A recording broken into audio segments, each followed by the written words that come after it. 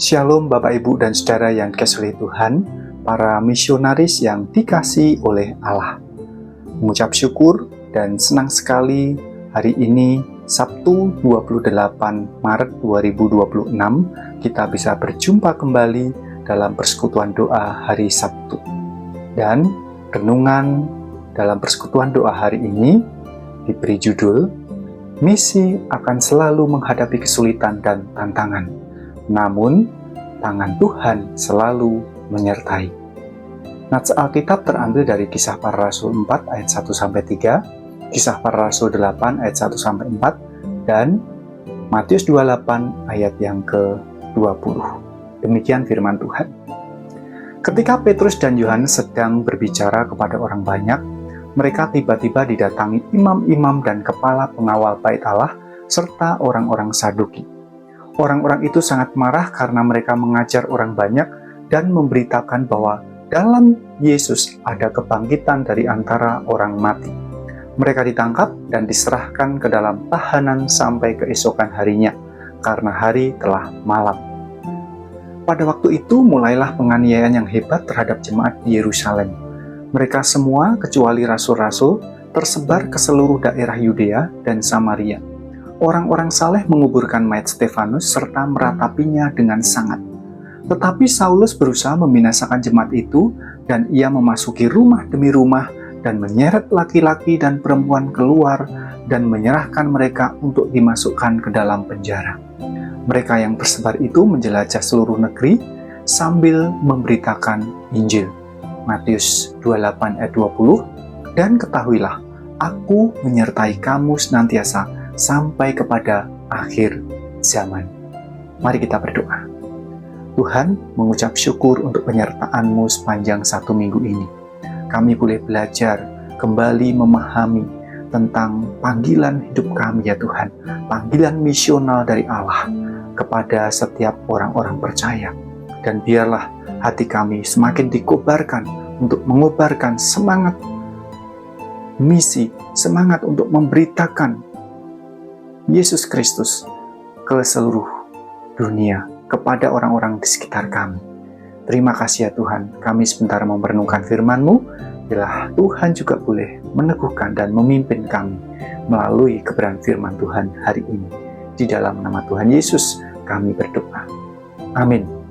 Bapak, Ibu, dan Saudara yang dikasihi Tuhan, ada satu keluarga di suatu desa, di sebuah daerah yang ada di Indonesia.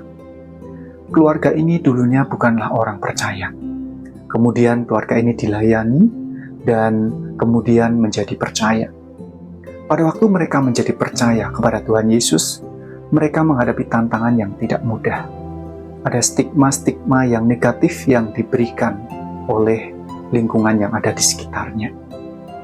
Namun hal itu tidak membuat keluarga ini menjadi mundur. Bahkan Tuhan juga mengizinkan suatu hari keluarga ini mengalami sakit satu keluarga. Keluarga ini bergumul sebagai orang yang baru percaya.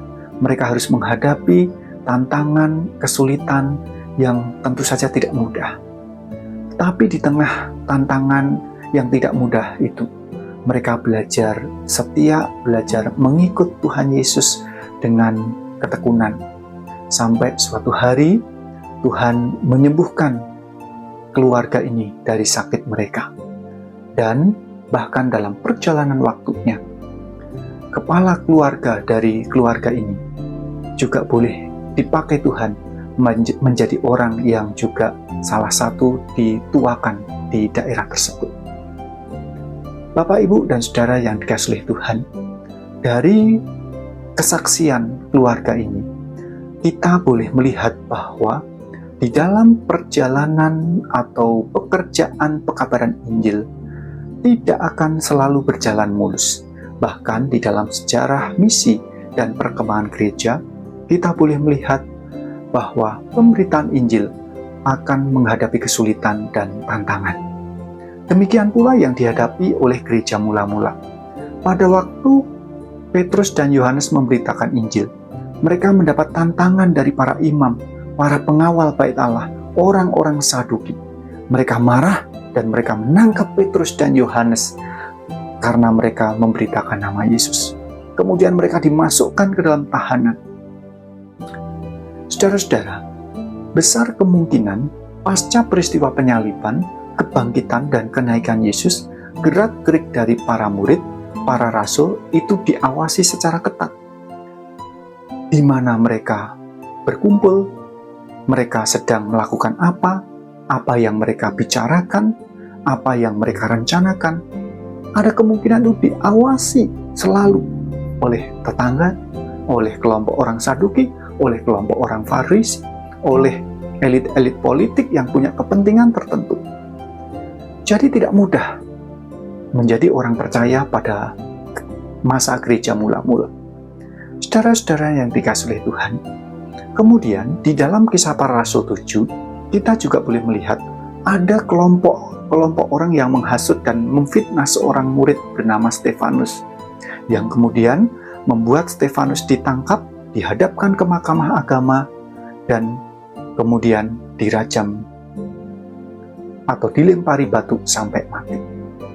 Saudara, namun sebelum Stefanus dirajam batu sampai mati, dengan penuh keberanian dia tetap memberitakan firman Tuhan.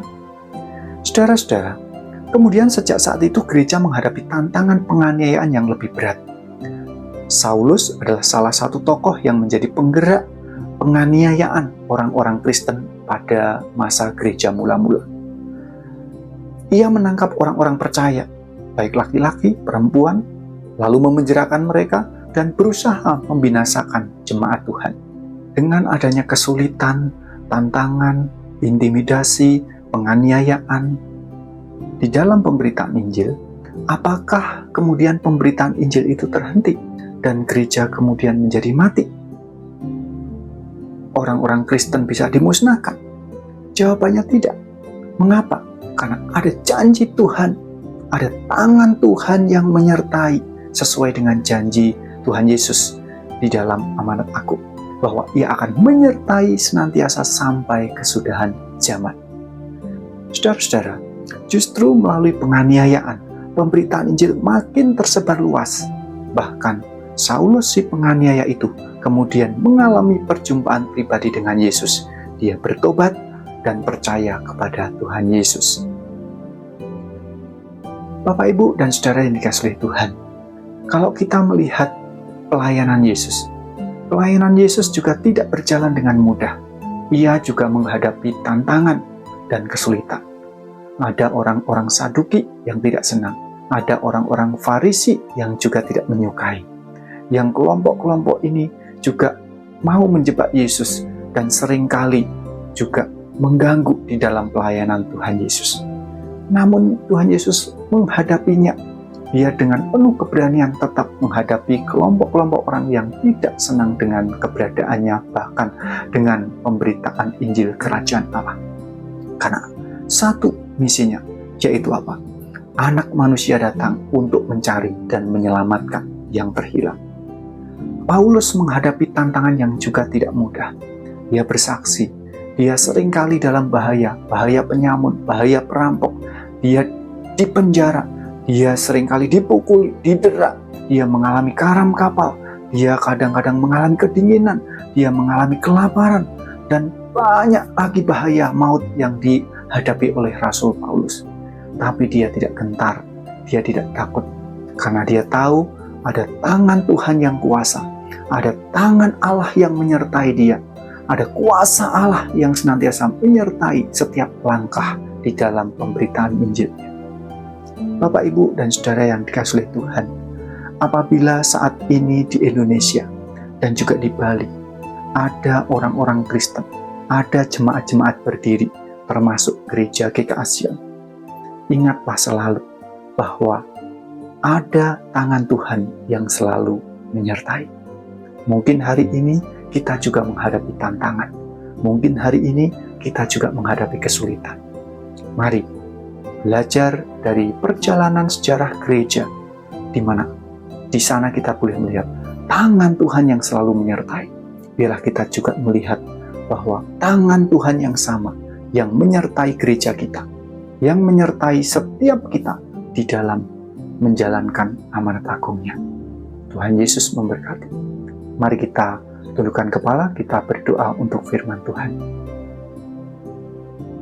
Tuhan, mungkin saat ini kami sedang menghadapi kesulitan, tantangan yang tidak mudah. Kami dihempaskan begitu rupa ya Tuhan. Tetapi biarlah kami mau tetap meyakini dan percaya bahwa tangan Tuhan yang perkasa tidak pernah meninggalkan. Engkau selalu menuntun kami dan menyertai setiap langkah kehidupan kami. Terima kasih ya Tuhan untuk setiap penyertaan-Mu sampai hari ini, bahkan sampai selama-lamanya. Di dalam nama Tuhan Yesus kami berdoa. Amin. Bapak, Ibu, dan saudara yang dikasihi Tuhan, mari kita boleh mengambil sikap doa bersama-sama. Bersehati, mari kita akan bersama-sama berdoa untuk pekerjaan Tuhan. Pokok doa akan ditampilkan. Silahkan Bapak, Ibu, dan saudara boleh berdoa secara pribadi maupun bersama keluarga masing-masing. Tuhan Yesus memberkati.